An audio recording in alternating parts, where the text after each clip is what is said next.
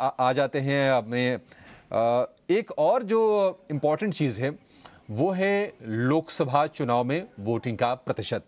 हालांकि कल चौथे चरण में अब तक जो 4 चरण हुए हैं, चौथे चरण का मतदान प्रतिशत सबसे ज़्यादा रहा है 67.71%। उसके पहले करीब करीब 66, उसके पहले 66.71, 66.14। चौथे चरण में थोड़ी सी रफ्तार बढ़ी है, लेकिन ये जरूर है कि 2019 के मुकाबले अभी भी मतदान का प्रतिशत कम है। इसको कैसे समझें, इस पर बातचीत करेंगे। हमारे साथ जुड़ गए हैं राजनीतिक विश्लेषक मयूर पारिख। मयूर जी, देखिए, जो चुनाव के जो नतीजे होंगे वो उस पर तो पूरे देश की नजर रहेगी, लेकिन जो वोटिंग के जो प्रतिशत आ रहे हैं, हम चूंकि एक बिजनेस चैनल है, बाजार के नजरिए से बातचीत करते हैं, तो निश्चित तौर पर बाजार की भी नजर है कि प्रतिशत किस तरह से निकल के आ रहा है। और ये संकेत क्या दे रहे हैं मयूर जी आपके हिसाब से? ये जो वोटिंग प्रतिशत जो घट के आ रहा है, इसके संकेत क्या है, इसके क्या मायने निकालें? देखिए, वोटिंग परसेंटेज कम होना और वोटिंग के नंबर्स में कमी आना, ये दोनों अपने आप में एक अलग अलग मामले हैं।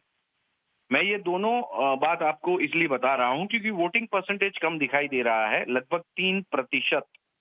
पहले फेजेस में भी और अब के फेजेस में भी 3% वोटिंग कम दिख रहा है। लेकिन इसके साथ में हमने ये कभी नहीं देखा कि जो number of votes new voters जो इंडक्ट हुए और जो नए वोटर्स की संख्या बढ़ी, उसको अगर ध्यान में रखें और उसी के साथ ये 3% का भी मिलान करें, तो हमें देखने को मिलता है कि नंबर ऑफ वोट जितने हुए हैं वो बिल्कुल उतने ही हैं जितने पिछले चुनाव में हुए थे। अब इसके अर्थ क्या निकाले जाएं, तो अलग अलग स्टेट में अलग अलग सीटों पर अलग अलग समीकरण बन रहे हैं। कौन से एरिया में ज्यादा वोटिंग हो रहा है, इस पर सबकी निगाहें लगी हुई है।